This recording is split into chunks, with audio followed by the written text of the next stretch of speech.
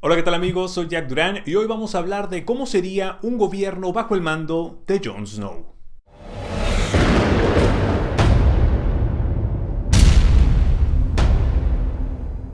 Bien chicos, para comenzar, en estos momentos tenemos que tener en cuenta que Jon es el rey en el norte. Sin embargo, sabemos en nuestros corazones, y también porque nos lo revelaron en los últimos episodios de la sexta temporada, que él es hijo de Lyanna Stark y quizás también de Rhaegar Targaryen, aunque esto último todavía no ha sido comprobado por las visiones de Bran y tenemos una prueba irrefutable, pero en nuestros corazones sabemos que eso tarde o temprano nos lo van a decir. Entonces es el legítimo heredero al trono de hierro. Obviamente no con esto estoy diciendo que al final Jon va a gobernar los siete reinos. De hecho, lo que yo creo es que va a renegar de su origen y prácticamente no le va a importar eso de ser un Targaryen y se va a quedar como guardián de Invernalia porque de esa forma fue criado. Su familia son los Stark. Entonces, por ese lado, creo que Jon no va a ser el ideal gobernante simplemente porque no le interesa la política sureña ni tampoco ambiciona el poder. Entonces, creo que para que Jon pueda ser rey deben establecerse muchísimas condiciones. Una de ellas es que Cersei muera, porque así lo dice la profecía de Maggie la Rana, porque es la villana y quizás el Baloncar acabe con ella, ya sea Jaime o Tyrion.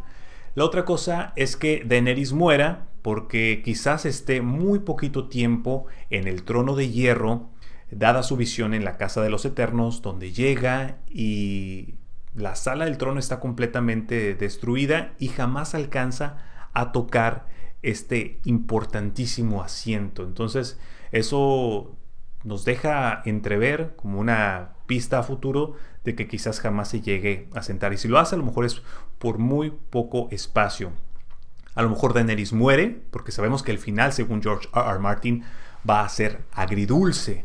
Entonces, podría morir quizás en la batalla final contra los otros, contra el Rey de la Noche, o quizás sea asesinada por Jon Snow para forjar a Dueña de Luz, esta espada de Azor Ahai, siendo Daenerys Nissa Nissa, o siendo también traicionada por amor debido a que Jon ha visto que ella se ha vuelto como el rey loco. Hay múltiples posibilidades y tenemos que pensar en ellas. Otra cosa es que Jon acepte realmente su origen como Targaryen y se deslinde de sus responsabilidades en el norte, para lo cual tendría que delegar todo este peso a Bran, a Sansa o a Arya, quien se vaya a quedar allá, para que prevalezca, por supuesto, todos estos importantes legados de su familia. Lo dudo, pero pues tendría que pasar.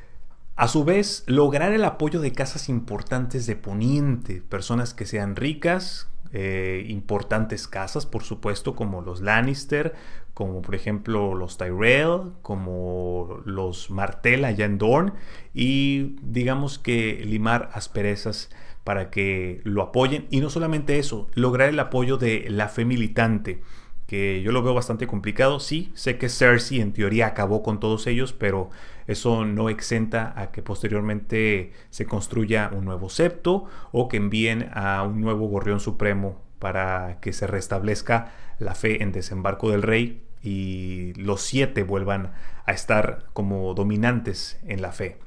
Entonces, por ese lado estaría padre. Otra cosa es que Gendry no sea legitimizado, que no sea reconocido como hijo de Robert Baratheon. Y otra posibilidad es que un villano interceda y quiera mantener el poder para sí mismo. Euron es una grave amenaza. Sabemos que si el puesto está vacante, él va a querer hacer de todo para sentarse ahí. Entonces, Jon es donde tendría que prácticamente intervenir para que eso no suceda, porque sería una serie de injusticias, opresión contra su pueblo, algo de forma horrible. Iniciaría una nueva guerra y yo no lo permitiría. O que otra persona como Aegon VI, de dudosa procedencia, porque realmente no se puede comprobar si es un Targaryen o no, quiera conquistar a los siete reinos por la fuerza, con un ejército militarizado gigante y que mate a muchos inocentes en el proceso, y que Jon, pues viendo los intereses del norte, intervenga para proteger a los inocentes.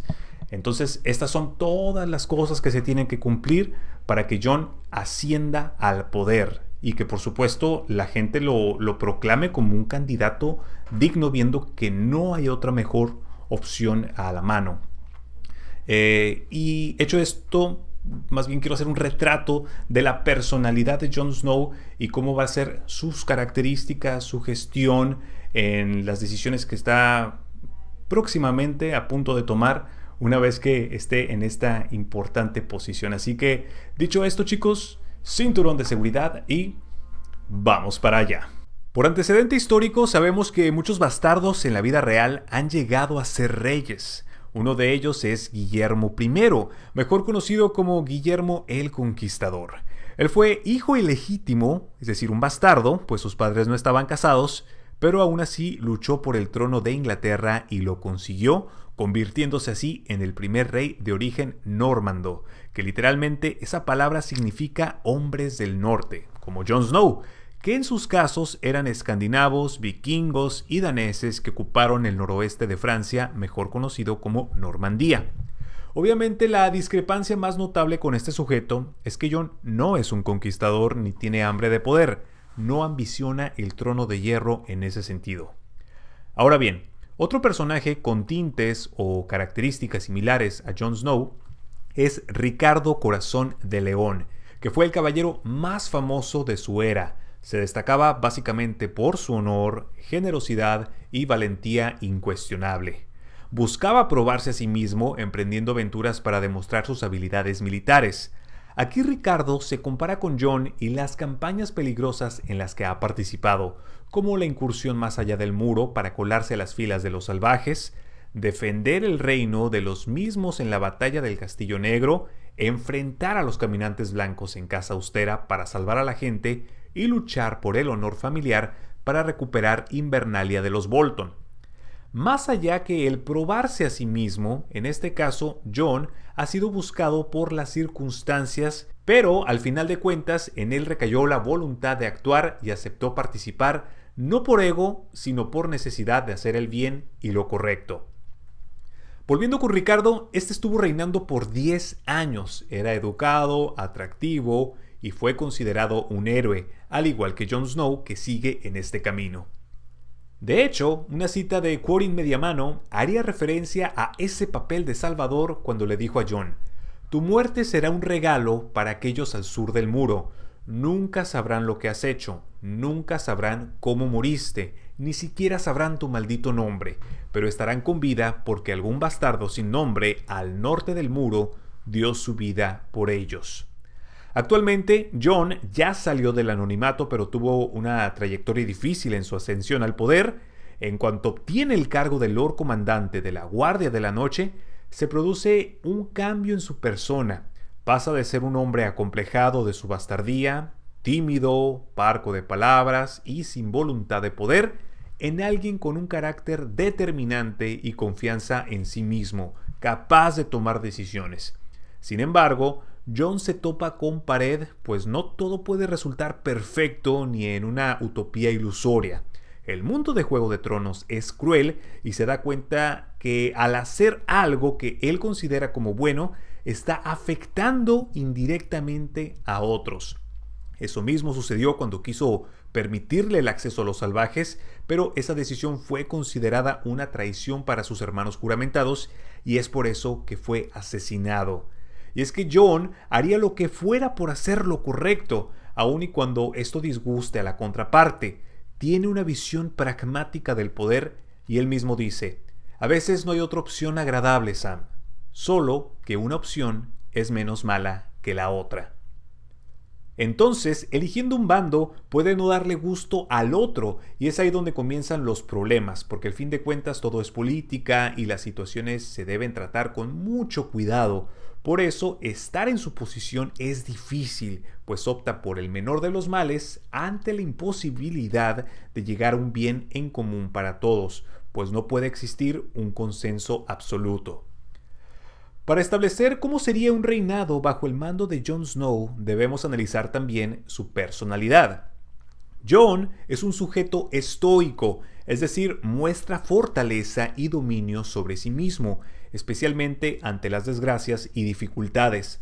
No rechaza a los dioses, pero tampoco espera ayuda de ellos. El estoico aguanta, renuncia y realiza su deber.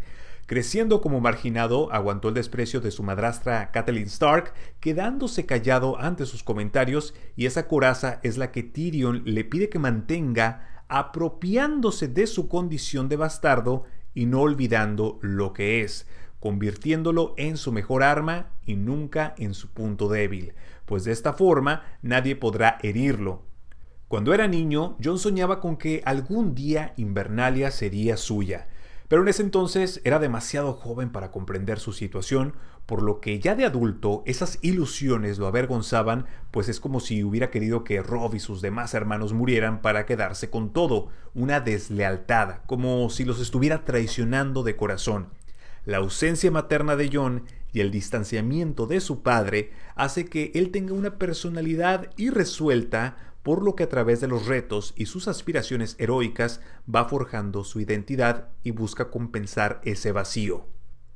El gobierno de Jon en los Siete Reinos yo lo percibo muy similar al de Aegon V, a quien también conocemos como Egg del libro El Caballero de los Siete Reinos, más que nada por el carácter. Por ejemplo, una similitud importante entre ambos personajes es que antes de partir al muro, el Maester Aemon le dijo a su hermano Aegon V lo siguiente: es necesario un hombre para reinar, un Aegon, no un Egg. Mata al niño y deja que el hombre nazca. Curiosamente, esas mismas palabras también se las dijo a Jon Snow. Entonces ahí tenemos el primer indicio. Otra cosa es que Jon gobernaría en una época muy dura donde todo Poniente estaría en condiciones devastadoras y muy afectado no solo por las numerosas muertes durante las guerras anteriores, sino por la lucha contra los caminantes blancos, donde muy pocos sobrevivirían, pues el costo de la victoria fue muy alto. Aunado a que el invierno ha llegado para todos y es muy crudo. Los recursos faltarían, al igual que en el reinado de Aegon V, que también se enfrentó a un invierno colosal y a una terrible hambruna que sufrió el norte. Preocupándose por el bienestar de los pobres y débiles, envió alimentos y granos a esta región y lo siguió haciendo por 6 años consecutivos hasta que la temporada de frío pasó. Jon también tiene un corazón noble y empatiza con la gente, por lo que su generosidad va a hacerse notar. Desde una posición de rey digno y compasivo, al igual que Daeron II, el bueno, y siendo tomado como salvador, Jon lucharía contra las injusticias, y de la misma forma que Jaehaerys I, el conciliador, pretendería limar asperezas entre casas nobles que han mantenido conflictos entre sí. Todos esos males ocasionados por administraciones anteriores deben ser resueltos a la brevedad posible si quiere tener un reinado próspero y lleno de paz. Para lo mismo, dada su falta de experiencia política, Jon debe de reunirse con personas sabias, eruditos que sepan cómo se maneja la política, sobre todo el poder en ese sentido, y debe de reunir un consejo privado con las personas en las que más tiene confianza. Si establecemos quiénes podrían ser esos candidatos ideales, uno de ellos, por supuesto, que es Tyrion, y estoy seguro que ustedes también opinan lo mismo, porque tiene esas habilidades para saber negociar, ha salido de los problemas con una mentalidad increíble, se le prende el foco en cuestión como si las paredes se estuvieran cerrando y de repente con su ingenio logra una solución. ¿Por qué? Porque es una persona que domina el lenguaje, sabe muchísimo y de hecho tiene la experiencia porque ha sido consejero también de Daenerys y consejero de la moneda durante el reinado de Joffrey Baratheon. Otro es Davos. ¿Por qué? Por su prudencia. Ha sido la mano de Stannis y ha logrado importantes acuerdos. De hecho, fue quien logró que el Banco de Hierro tratara por lo menos de apoyar a Stannis. No sé si se negaron al final o no, realmente no lo recuerdo, pero pues fue el intermediario para lograr también el apoyo de la isla Oso antes de la batalla de los bastardos. Entonces Davos sería muy bueno en este sentido porque conoce las motivaciones de los hombres, sus intenciones y sabe leer muy bien a las personas. Otra sería Missandei, porque conoce muchos lenguajes, tiene la experiencia de haber trabajado con Daenerys, ha viajado por todo el mundo, conoce las culturas y esto bien podría servir para establecer una relación comercial con las ciudades que están más allá del mar angosto y de esta forma el intercambio de recursos sería bastante bueno, ya sea en pieles, seda, joyas, alimentos y muchas otras cosas. Entonces, Missandei, tener el punto de vista de una mujer en el consejo no suena nada mal. Varys también, por ser el consejero de los rumores, tiene la experiencia de haber fungido con este puesto con muchísimos reyes, el Rey Loco, también con Robert Baratheon, con Joffrey, parte creo que de la gestión de Tommen y ahora con Daenerys. Entonces es una pieza clave y fundamental porque ya conoce cómo está el teje y maneje de la situación. Finalmente, Sansa, porque ella ha sido la víctima principal de cómo se han movido las piezas de ajedrez y ahora ella empieza a conocer cómo manipular a las demás personas, cómo saber sus motivaciones, por qué lado llegarles. De hecho, es lo mismo que va a hacer con Meñique en la próxima temporada y le va a voltear las cosas para que ella al final sea la ganadora. Entonces ha sufrido de primera mano todos estos ataques por parte tanto de Cersei como de Meñique y Joffrey y sabe cómo ha evolucionado, ella misma lo conoce y ha, digamos que formado esta nueva identidad con mucha más valentía. Entonces ese para mí sería el Dream Team, los consejeros de Jon Snow. Aparte tiene que enfrentarse también Jon a más desafíos, por supuesto. ¿Qué hacer con las tierras? Por ejemplo, confiscárselas a los Lannister una vez ganada la guerra y regresarlas a sus antiguos dueños, a los que originalmente las tenían. Por ejemplo, el caso del castillo de Riverrun, que les pertenecía a los Tully. Por supuesto, tiene que acabar con el legado de los Frey. Arya sabemos que va a matar absolutamente a toda la familia. Entonces, los gemelos van a pasar a ser parte de otra familia. En el caso de los Lannister, volviendo con ellos, no sé si les va a poner una multa, un impuesto por los daños ocasionados, si Roca Casterly le va a confiscar, no sé. En el caso de Meñique, una vez que este esté muerto, le va a quitar la propiedad de Harrenhal, de este castillo maldito, y no sé a quién se lo va a proporcionar, quizás ahí a alguien para lograr su beneplácito, y también a lo mejor los dedos, porque ya no va a existir la casa Baelish. De los Karkstark y los Humber, puede que, como lo dice la filtración, logre que en cierto momento los perdone para no otorgarles esas tierras a los salvajes. Sansa es lo que querría hacer, porque los traicionaron en la batalla de los bastardos, pero Jon lo que haría sería algo muy similar a lo que Ned Stark en su momento con la rebelión de los Greyjoy, que fue mantener a Theon bajo su cuidado, porque realmente era un rehén de la casa Stark, y Jon haría lo mismo con los integrantes más pequeños de los Umber y los Stark. Este chico misterioso que ya vimos en filtraciones pasadas, un niño, que sería uno de los Umber, y Alice Stark probablemente. Entonces las mantendría ahí como sus huéspedes, que en realidad serían sus rehenes, para que no se rebelaran otra vez contra ellos. En el caso de los salvajes, pues se les otorgaría el agasajo, este terreno al sur del muro, pero obviamente tendrían que desistir de esas costumbres viejas que serían robar, matar, asesinar y violar a los pueblos cercanos como Villa Topo y por supuesto la Isla Oso y todos esos territorios que están por ahí cerca. Y aunado a esto, los Greyjoy también tendrían que deshacerse de esas viejas costumbres si quieren trabajar en coordinación con Jon Snow, aunque lo dudo mucho. Euron es una amenaza muy potencial. Y también Yara y Theon, que quién sabe si vayan a tratar de negociar con Jon Snow. Lo hicieron con Daenerys y renunciaron a todas estas formas de vida que ellos tenían antes de aliarse con ella. Pero no sé, si Theon se siente lo suficientemente culpable y quiere redimirse, pues lo va a hacer. No sabemos si Yara lo va a hacer también, entonces ahí queda la duda abierta. De los Tyrell sabemos que van a sufrir un destino bastante malo en la próxima temporada, lamentablemente, y quiero yo ahí que por favor surjan los hermanos que no conocemos de Loras y Marjorie, que haya aún Tyrells ahí presentes en Alto Jardín, porque ellos son la granja de Poniente. De ahí salen todos los granos, frutas y verduras. Hay muchos plantíos, cultivos que van a servir, por supuesto, para abastecer a las diversas regiones y matar el hambre. Y Dorne, no sé si logre su independencia. Me gustaría que retomaran el personaje de Arianne Martell y que hubiera por ahí alguna especie de conflicto.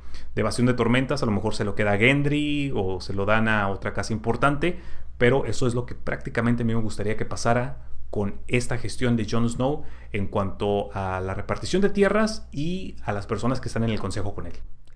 Por otro lado, Jon debe establecer alianzas con personas ricas en recursos y que tengan influencia en Poniente, aun y cuando le desagraden sus líderes. Aquí aplica la frase: si no puedes con el enemigo, únete a él, y ese sería el camino más conveniente, un acuerdo en donde ambas partes salgan beneficiadas o donde Jon tenga que ceder por la presión escogiendo el menor de los males.